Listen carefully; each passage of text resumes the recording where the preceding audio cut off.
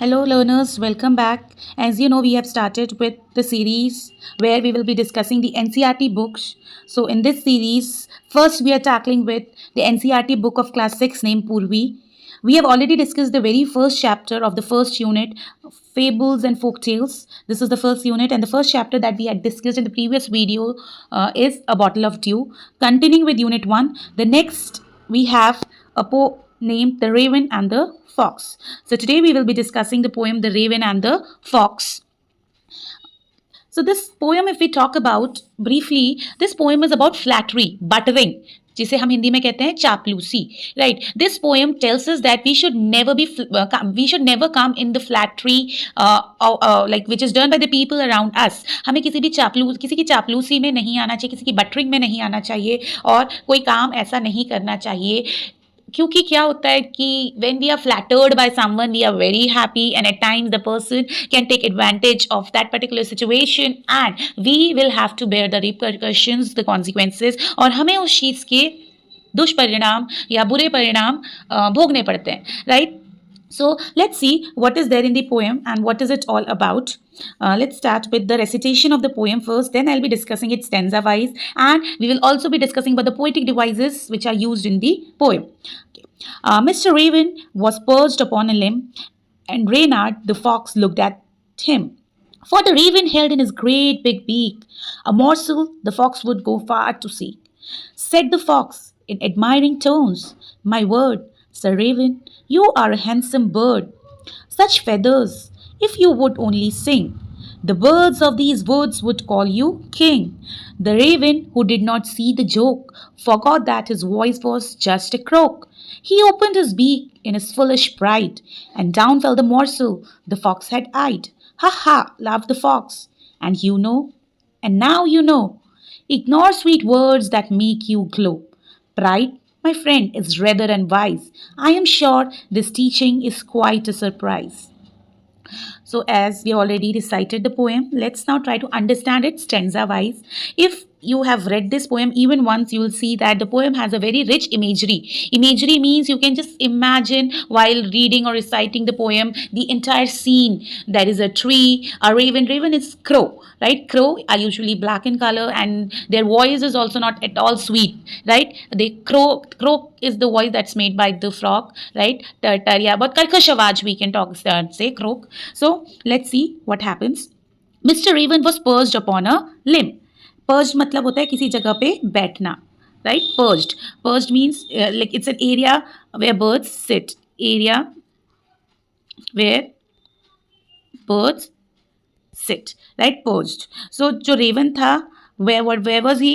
He was sitting, right? On his limbs. वो अपने पैरों पे बैठा हुआ था. Limb का मतलब होता है पैर, right? And on a tree branch he was sitting over there.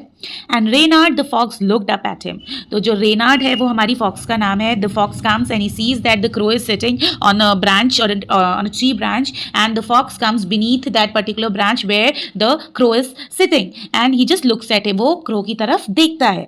For the raven held his in his great big P. तो जो रेवन जो क्रो था उसने उसकी चोंच थी जो वो बहुत ही बड़ी थी और अपनी बड़ी चोंच में उसने कुछ दबाया हुआ था. और क्या दबाया हुआ था? A morsel the fox would go far to seek. Morsel मतलब होता है जो हमारा खाने का कोई टुकड़ा, खाने की कोई चीज़ जो हम एक बाइट लेते हैं खाते वक्त, right? Bite of food, a small bite of food. Morsel का मतलब होता है स्मॉल बाइट ऑफ फूड. तो वो देखता है कि जो क्रो बैठा हुआ है पेड़ में उसने अपनी बीक में, बड़ी सी बीक में क्या है, उसकी बड़ी सी बीक में एक खाने का टुकड़ा है. And the fox could go far to seek. Seek मतलब होता है फाइंड और टू सर्च. और उस खाने के टुकड़े को ढूंढने के लिए जो फॉक्स है उसे बहुत ही दूर जाना पड़ेगा, right? The fox will have to go very far off to search for that food. Okay, hope the first stanza is clear to everyone. Moving on to the second stanza. Said the fox in admiring tones. जो fox था, admiring मतलब किसी की प्रशंसा करना, right? To appreciate or to like say good about someone, right? That's admiring tones. तो उसने क्या बोला? My word, Sir Raven, you are a handsome bird. तो वो रेवन से कहता है आप तो बहुत ही handsome हो, smart हो. Such feathers, आपके जो feather है, जो पंख है, वो कितने सुंदर हैं. If you would only sing, right? काश आप गाना गा सकते. The birds of these woods would call you king, और जो जितने भी पक्षी हैं इस जंगल के, वुड्स हियर डजंट मीन लकड़ी, वुड्स यहाँ पे लकड़ी नहीं, लकड़ी को नहीं डिनोट कर रहा है, वुड किसको डिनोट कर रहा है, जंगल को, wood is denoting jungle, right, wood here stands for the jungle और the forest where the raven and the fox live.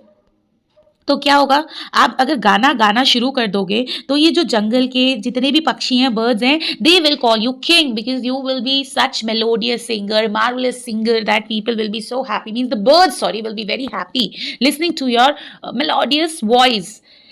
The raven who did not see the joke forgot that his voice was just a crow, और जो Raven था, जो crow था, वो उसको इस चीज, वो इतना फ्लैटर हो गया इस बटरिंग से, वो इतना खुश हो गया कि वो भूल ही गया कि जो फॉक्स है वो सिर्फ मजाक कर रहा है, it's just a joke, and he even forgot that he can not sing properly, right, if he will start singing his voice is very bad, right, very harsh, it's not at all melodious.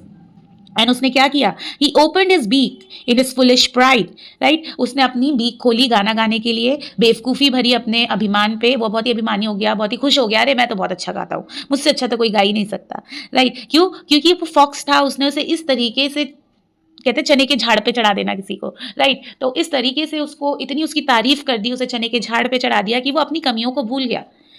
And down fell the morsel the fox had eyed, और क्या हुआ, जो crow था, जो Raven था, उसके मुंह में जो खाने का टुकड़ा था वो नीचे गिर गया, और फॉक्स को तो वही चाहिए था, ही हैड आइड मतलब उसकी नजरें उस खाने के टुकड़े पे ही थी कि कब वो खाने का टुकड़ा क्रो के बीक से नीचे गिरे, रेवन के बीक से नीचे गिरे और वो उसे खा ले।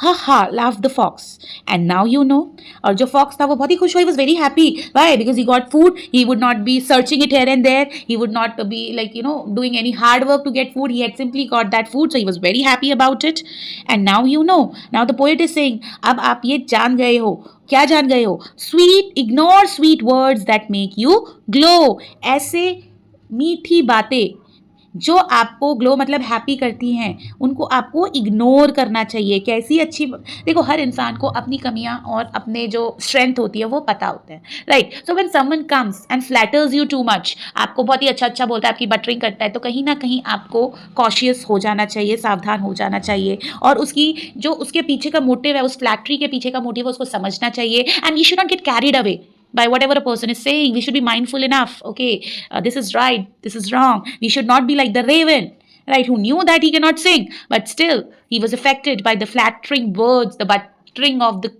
fox, and in the flow, what he did, the food that he would have found after so much of hard work, he had to lose that. Pride, my friend, is rather unwise. किसी का अभिमान, किसी चीज को भी लेके अभिमान, right, we should not be like proudy, like I am the only one, I am the king, right, that I should never be there in our mind, right, we should be very humble. You can be talented, everyone is talented, there is a hidden talent in every person, but pride has its fall. अगर हम अपनी strength को लेके proud, मतलब pride से भर जाएंगे, अभिमानित हो जाएंगे कि नहीं भाई हमसे अच्छा तो कोई नहीं है, तो लाइफ में हम कभी सक्सेसफुल नहीं हो सकते हैं, बिकॉज वो एक बहुत ही मूर्ख व्यक्ति की पहचान है। I am sure this teaching is quite a surprise, तो पोएट कहता है कि I am sure many of you will be very surprise after learning this lesson, but this is the truth, pride has its fall. जब भी हम किसी की flattery के पे फॉल होते हैं तो हम हमारे लिए डेंजरस होता है, it can be dangerous for our own self, right, तो हमें किसी की चापलूसी में, किसी की बटरिंग में नहीं पड़ना चाहिए। Hope the poem is clear to each one of you. Now, we'll be discussing about the literary devices or figure of speech used here. Right now, first, many of us don't understand what are poetic devices. Poetic devices basically होते क्या है, तो बहुत ही simple language में हम इनको समझ सकते हैं कि जैसे हम हैं, राइट, हमें कहीं जाना है, लाइक पब्लिक प्लेस में जाना है, सोसाइटी में जाना है, तो हम क्या करते हैं, हम तैयार होते हैं, right, we wear nice clothes, right, some accessories, jewellery, and some of us do makeup, why, to look presentable, right, to attract people towards us. In the same way the poets और the writers to make their writing attractive, right, so that obviously देखो कोई plane जैसे poem ही है, अगर उसमें rhyming scheme at times नहीं हो, तो स्पेसिफिकली बच्चों से अब अगर जो डील करता है, you would have had that experience कि अगर किसी पोएम में राइमिंग स्कीम नहीं होता, प्रॉपर राइमिंग वर्ड्स नहीं होते, children don't feel it as a poem, they feel कि ये पोएम तो है ही नहीं, इसमें तो राइम ही नहीं हो रहा है, इसमें एक वो म्यूजिकल टोन नहीं है, तो ये पोएम कैसे हो सकती है, right, that's that. So poetic devices basically क्या करते हैं, किसी पीस ऑफ राइटिंग को और अट्रैक्टिव बनाते हैं, राइट, और अच्छा बनाते हैं। So in this poem what are the poetic devices that are used, let's discuss the first thing that the poet has used very rich imagery, right, imagery उसने use की हुई है कि एक रेवन है, वो बैठा हुआ है, एक फॉक्स आता है, उसको फ्लैटर करता है कि देखो तुम्हारे पंख कितने सुंदर हैं, तुम कितने हैंडसम हो, तुम अगर गाना गाओगे तो तुम किंग बन जाओगे।